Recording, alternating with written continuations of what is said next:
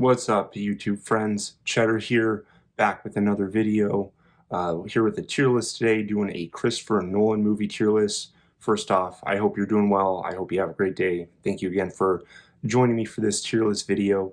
So, Christopher Nolan, British filmmaker, pretty well known and highly regarded at this point, so I don't think I need to really introduce him.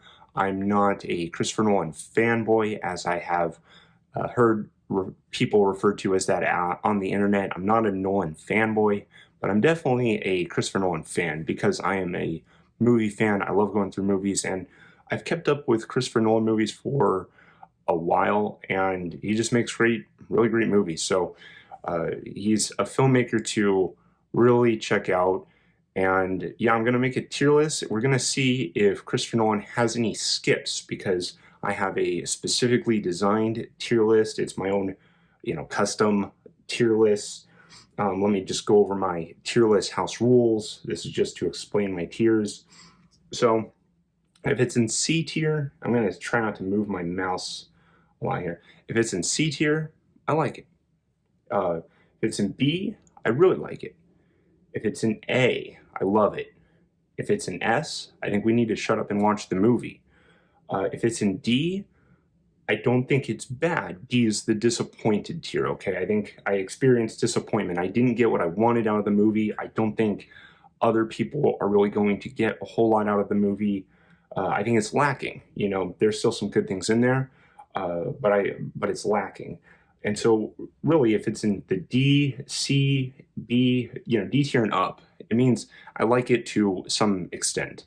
The only ones that I would say are skips or bad movies that make it into the WTF tier. So D movies I would probably even recommend to a specific person or a niche audience, or in a circumstance I might recommend it. But I think they're the worst possible choice for any of the movies to pick, aside from the WTF movies.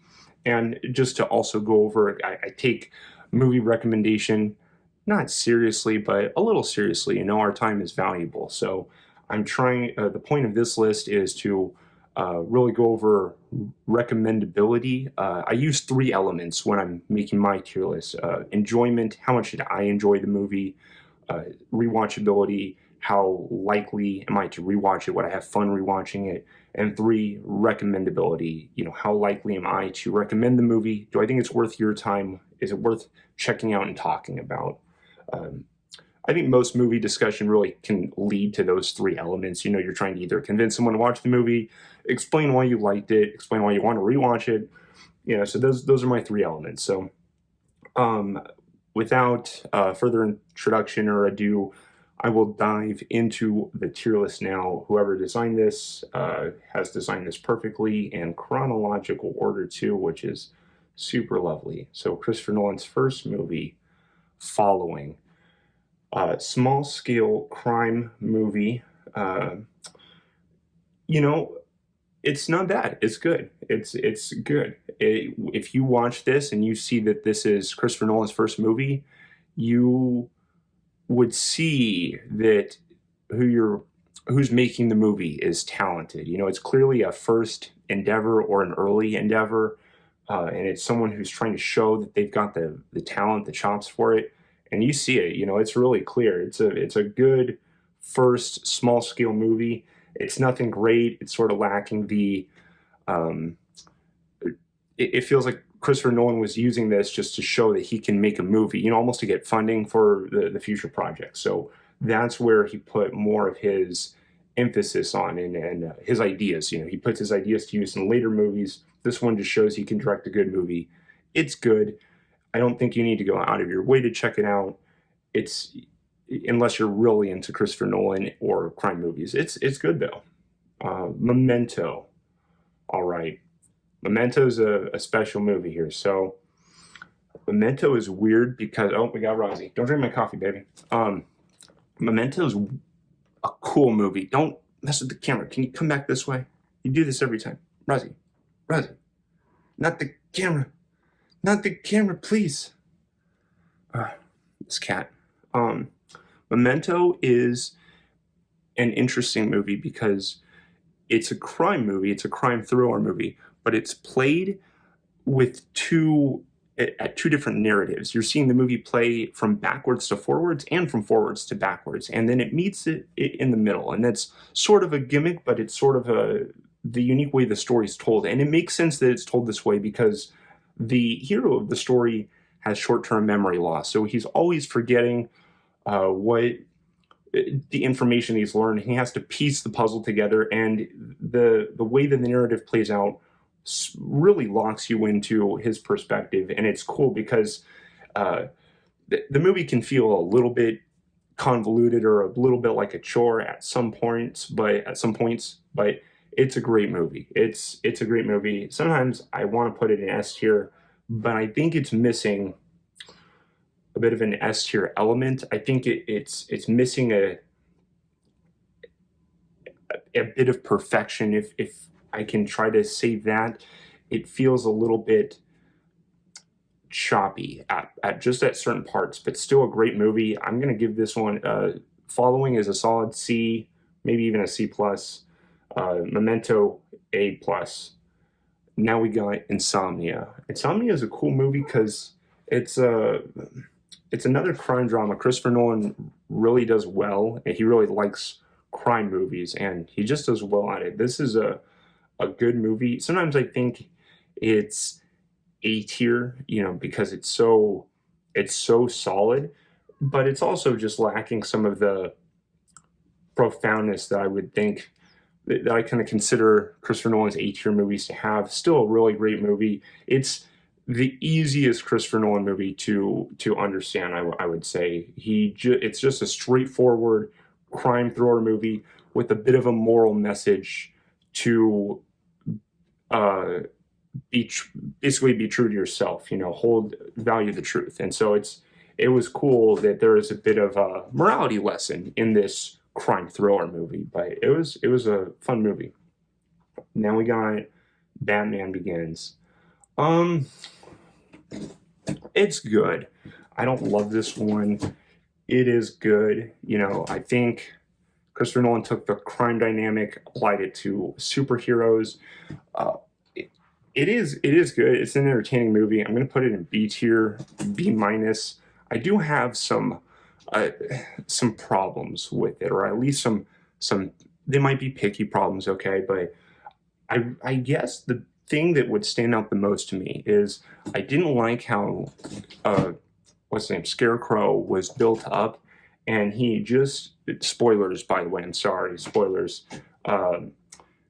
If you don't want any spoilers, just skip to the end of the tier list video, I guess. Oh gosh, the Scarecrow, he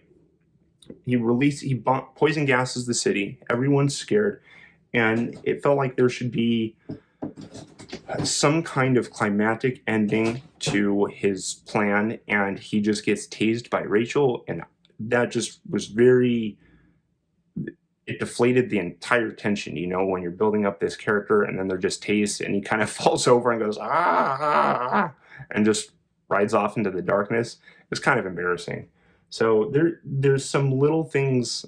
That one's not even that little. It's just when you're building up your villain, you kind of want to see them have an epic downfall, and he went out with a whimper, unfortunately. And in one way, you could say it's a subversion of villain tropes, but if you're going to subvert the trope with a less climactic option, that's what it feels like to me. It feels like I would have just preferred the classic Batman Scarecrow fight rather than just seeing him get tased once by Rachel and then he falls off and rides into the darkness. That did the character wrong, I thought.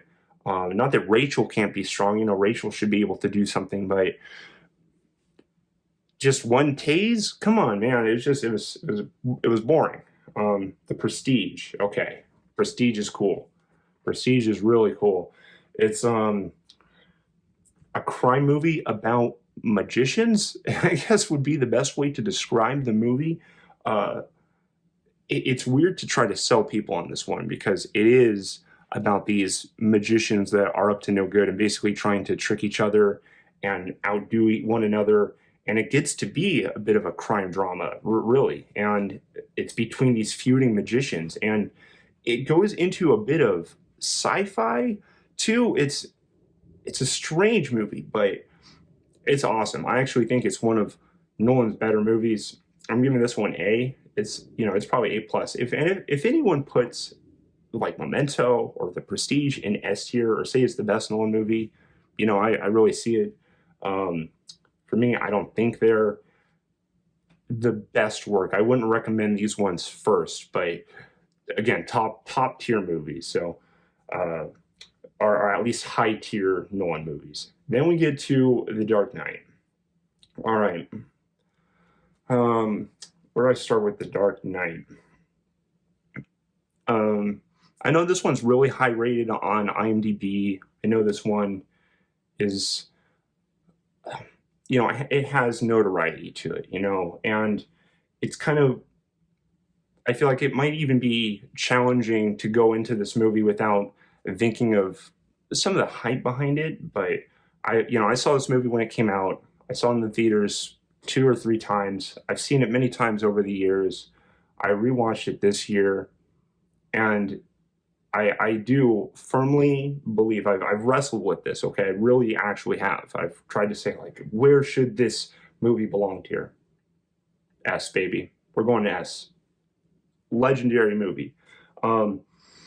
It transforms Batman into, it's funny because the movie's so expertly directed.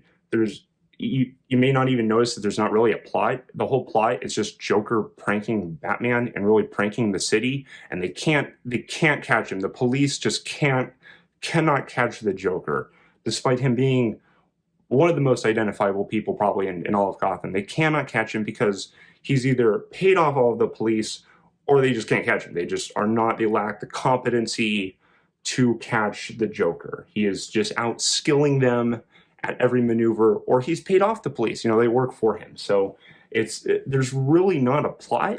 There's not an end game to the goal. There's not something that needs to happen. There's not really a ticking time bomb element. There's nothing. There's just Joker pranking Batman. Harvey Dent is putting criminals away, and then part of Joker is to corrupt Harvey Dent to prove a point to Batman. Why I think this movie's so great, why I would put it in S tier, is because it works in different layers. Okay, if you want to watch a good Batman crime movie with a great villain, this is great. This is perfect choice for that. But there's also a lot more philosophy, a lot more morality in here than I think is given credit for or is led on to be. You have. I think the easiest example is when the Joker locks in the boat choice. There's a point in this movie where civilians have to choose to blow up the criminals first, or the criminals can choose to blow up the civilians first, and Joker is forcing them to choose to show total anarchy. And what you get is both the villains, or I should say the criminal boat, the boat of criminals, breaks their detonator. There's a detonator on each boat, and basically one boat can blow up the other. The civilians can kill the criminals to save the civilians. The criminals can blow up the civilians to save the criminals. And I don't think it plays out the way it would have played out in the movie, but basically you get a form of the philosophy trolley problem where you can choose to save 1 life or 5 lives. It's a variation of that. Do we save the good people? Do we save the bad people? Who's worth saving? Do we have, is it right to make that call? There's lots of morality in the movie. It's not just that one part too. That's just the easiest to point to. I may not be thinking of every possible point. I'm not trying to go into the details, but when you watch this movie, there's a lot more philosophy behind it too.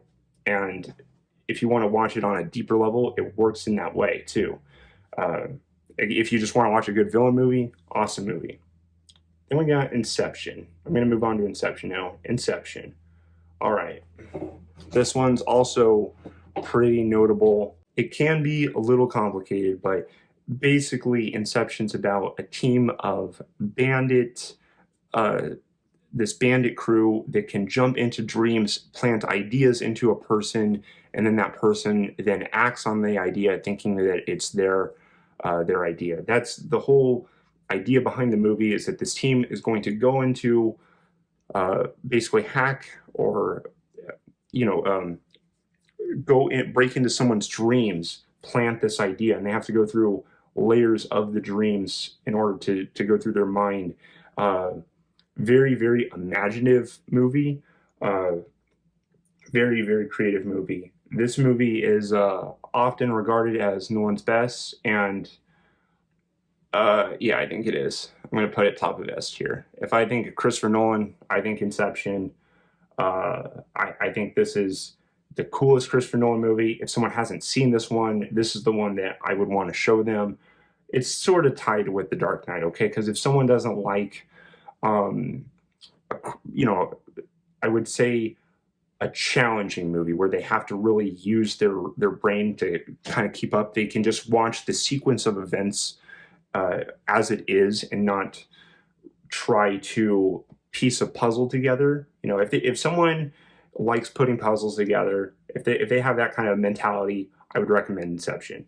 If they don't, if they just want a good movie, I would go Dark Knight. Okay, so these are my two most recommended Christopher Nolan movies. I think he's at his toppest tier game here. I think these are just the most ideal Christopher Nolan movies just possible. They're both crime movies. He always, not always, but he likes to stick in the crime genre. And he just, at this point, he knows what to do. He knows how to do it.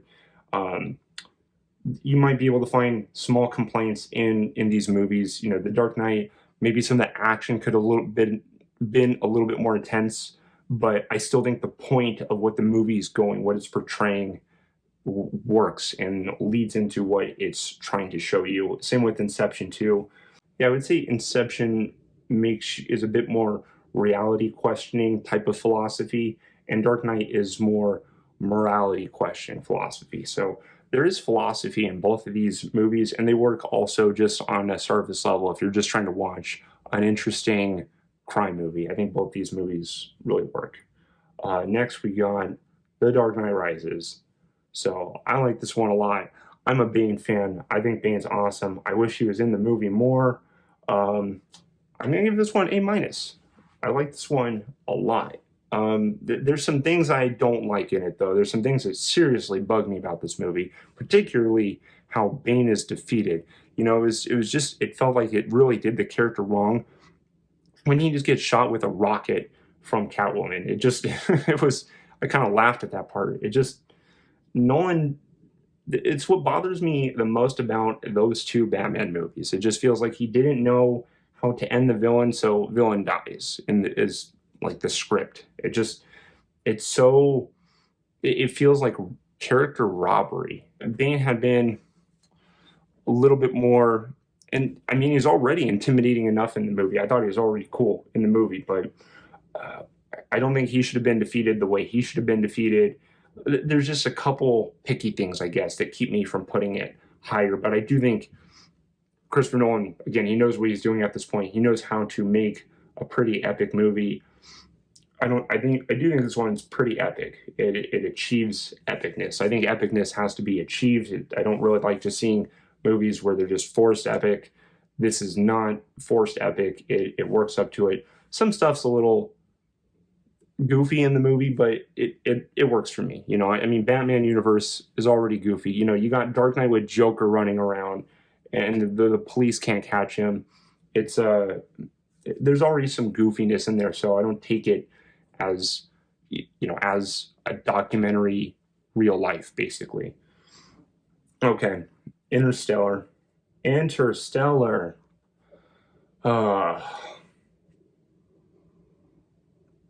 I'm groaning at this one because this one's going to get me probably in trouble, because I do know people love this one. I've seen this one hailed as the best Christopher Nolan movie, and oh man, you know, I have my own thoughts on it.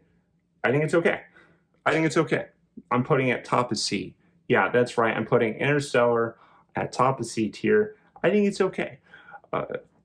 it's not a bad movie. I like it a little bit, but there's some things that make it really hard for me to get into this movie.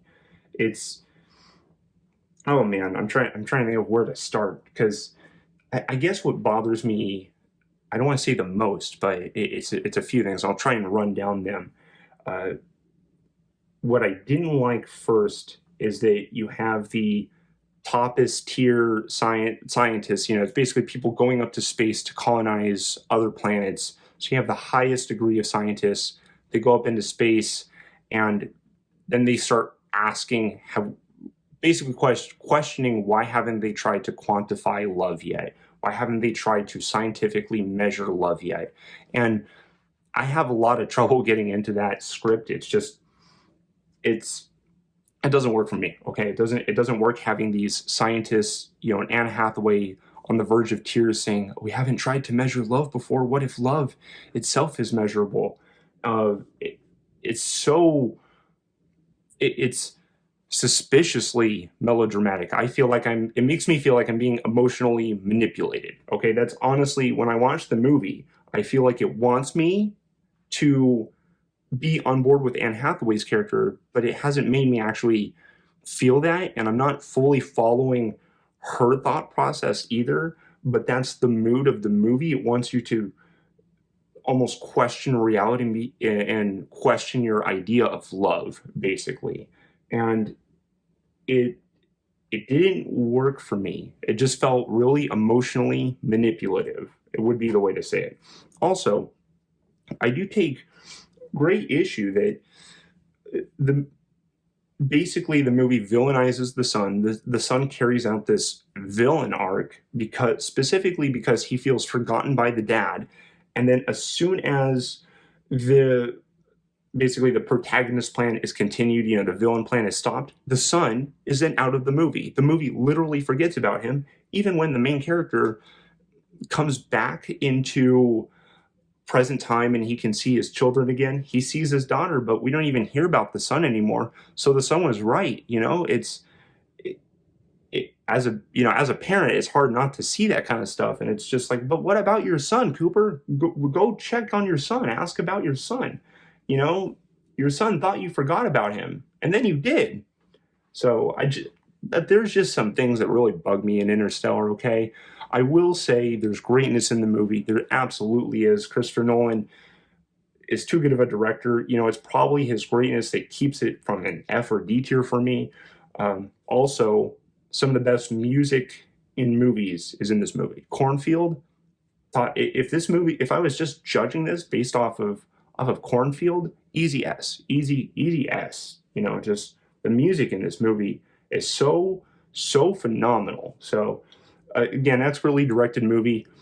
I guess I just don't like the script. Okay, I think the script is weak, and I think expert director. That's what I think you have here, and you get sort of a failed art film where you have this sci-fi horror or sci-fi thriller about love, and it's trying to make you question reality.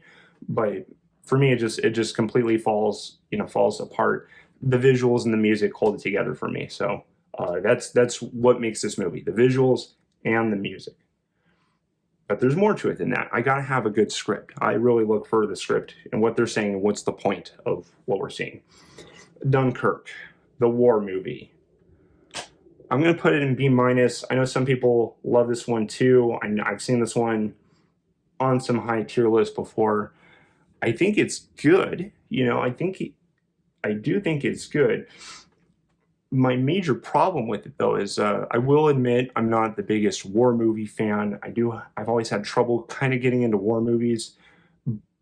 But when I'm watching a war movie, I'm expecting to feel a sense of threat. And how this movie begins is you do get a strong sense of threat. I loved how this movie began. It begins like the beginning is legendary. The beginning is so good. I love the beginning. And then when they get to the beach and they start getting bombed and you just see kind of mud splash around, the movie loses some of its threat. Okay, so if you're having a war movie and you're trying to show the characters in peril for their life, they shouldn't just cover their heads like this and then get mud on their face and then just kind of wipe it off. It there were some things that just didn't make me feel the threat that perhaps if Christopher Nolan went for a rated R or an R rating for this and he made it more challenging, then, I would have felt more from that. I think he was going more for a historical accounting of it, and it has there's different narratives in the movie too. So you're watching ground troops, you're watching Navy troops or Navy, like a Navy plan, and you're watching air fighting too. So there's different narratives going on, but I do think it shows the whole Dunkirk battle really well. I'm going to give Dunkirk above Batman Begins. I don't know. It's pretty even for me. Um, Shoot. I'm just gonna leave it like that. I do like that better. So I'd rather rewatch Batman Begins than Dunkirk. But those two are fairly even for me. That's probably the cutoff. Those are solid Bs for me. Insomnia's B plus. Um, Now we got Tenet. Okay. Huh. Just straight up, this one's D. This is D. This is, I think, the most complicated Christopher Nolan movie, almost unnecessarily. And also, if as someone who's watched a lot of Christopher Nolan, when I watch this movie, it feels like he's taken all of his tropes, if you will. It's everything that it feels like a hodgepodge of his other movies. It feels like Inception mixed with Dark Knight Rises, mixed with maybe a little The Prestige. It feels like a combination of if he's taken his ideas and trying to make them all work together. And I don't think it's a bad movie, but I think it's severely lacking. I think the movie was trying to do way too much. I think why I rank it so low is because the movie feels so challenging, and then what you get out of it is just sort of it's not as meaningful as the movie was making it out to be. So it does feel like almost interstellar in that sense, where there's good visuals. Okay, Nolan always has good visuals, and there is greatness in here. But man, is it just it's feels like the script with the least point, I guess you could say. It's the hardest Nolan movie to recommend. Okay, this is by far the hardest Christopher Nolan movie to recommend. So I'm just going to put it in D tier because I don't think it's bad. I just think I would never recommend it, I think, over any of these other movies. I would not. Okay. Last but not least, we got Oppenheimer. Oppenheimer, more like Suckenheimer. Am I right? Just kidding. Top 5 Nolan for me, actually. I love this one. I liked it way more than I thought I was. I think Nolan was full force in this one. I know he was making this one. I should have called too. I should have called out. I know I told some friends in real life that I was predicting Christopher Nolan would win the Oscar for this one, which he did.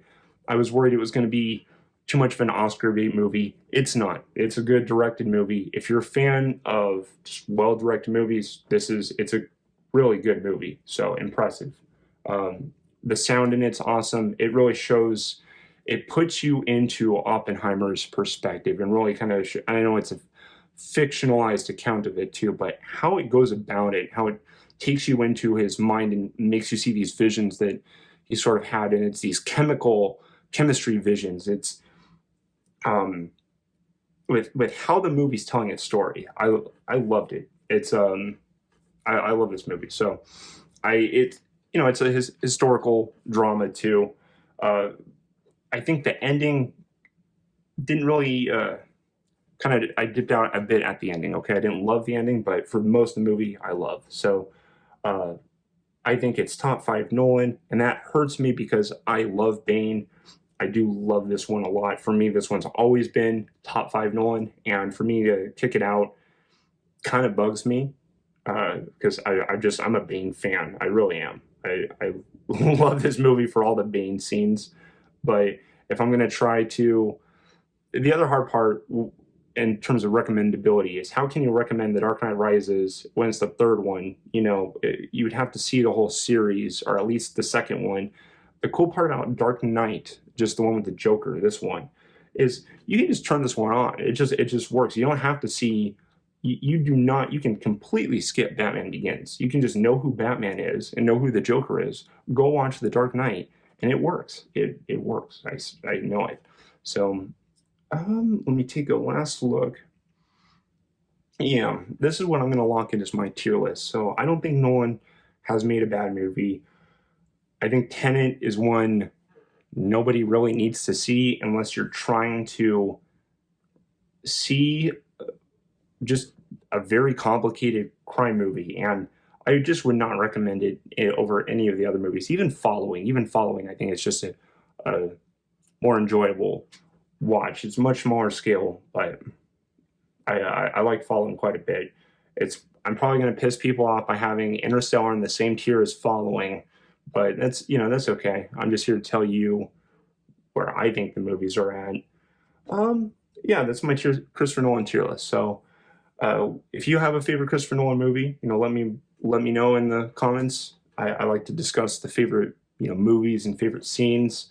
If you think my list is crazy, let me know too, because I don't know how my list is going to compare to other Christopher Nolan fan movies. So yeah, I'm willing to talk about it. So thank you that'll conclude this list. So Inception, not Interstellar, Inception, Dark Knight. Those are definitely my favorite Nolan films. All A tier is great too. So if you haven't seen any of the S and the A tier movies, I highly recommend them. So they're worth watching. But that'll be it for this video. Thank you for joining me. I hope you have a great day, and take care. Appreciate you. Bye-bye.